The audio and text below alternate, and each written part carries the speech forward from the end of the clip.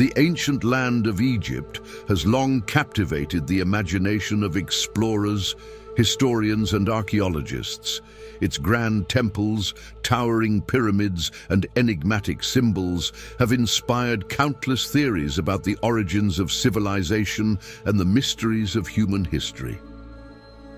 Among the most intriguing of these wonders is the Temple of Edfu, a site whose sacred texts and intricate carvings are now at the center of a groundbreaking discovery.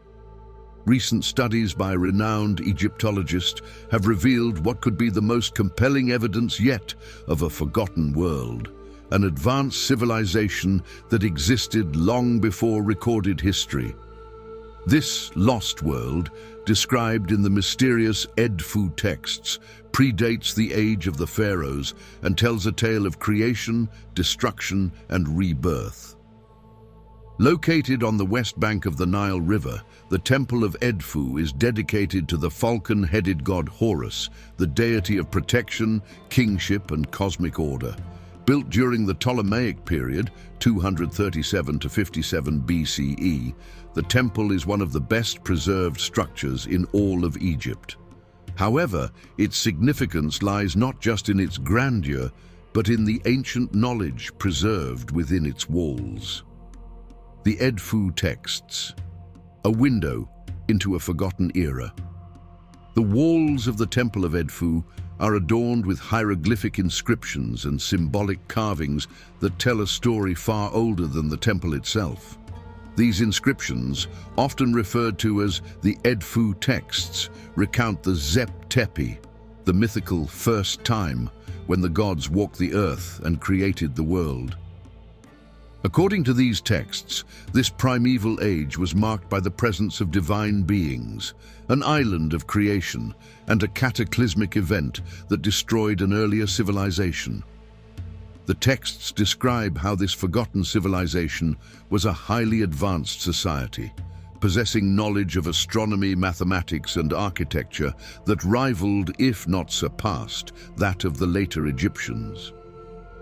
These beings, often depicted as deities like Thoth, Osiris, and Horus, were said to have guided humanity, teaching them the secrets of agriculture, governance, and spiritual enlightenment. However, the Edfu texts also speak of a great disaster that brought this golden age to an end. This destruction, often linked to myths of global floods or celestial upheavals, wiped out the original civilization.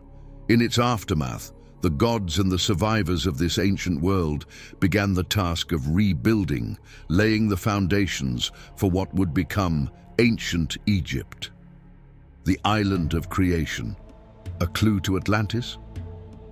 One of the most fascinating elements of the Edfu texts is the reference to an island of creation, a sacred place where life began. This island, described as the home of the gods and the source of all knowledge, was eventually swallowed by the waters during a great cataclysm. Some researchers have drawn parallels between this story and global myths of lost lands, such as Atlantis, Mu, or Lemuria. Could the Temple of Edfu hold the key to understanding these enduring legends? While mainstream archaeologists are cautious about such interpretations, alternative researchers suggest that the parallels are too striking to ignore. The advanced knowledge described in the Edfu texts, combined with the recurring theme of a lost island, raises tantalizing questions about humanity's true origins. Architectural wonders, evidence of ancient knowledge. Beyond the texts, the very architecture of the Temple of Edfu offers clues to the advanced understanding of the ancient builders. The temple is aligned with celestial events, reflecting a profound knowledge of astronomy. Its precise construction, using massive stone blocks, suggests a mastery of engineering techniques that remains a subject of debate among experts. Some theorists propose that the knowledge used to construct the temple, and perhaps the entire Egyptian civilization, was inherited from this lost world described in the Edfu texts. These ideas align with theories that suggest ancient Egypt was not the origin of human civilization, but rather a continuation of an earlier, more advanced culture. The global connection. Myths and science collide. What makes the findings at Edfu even more compelling is their resonance with myths and legends from around the world.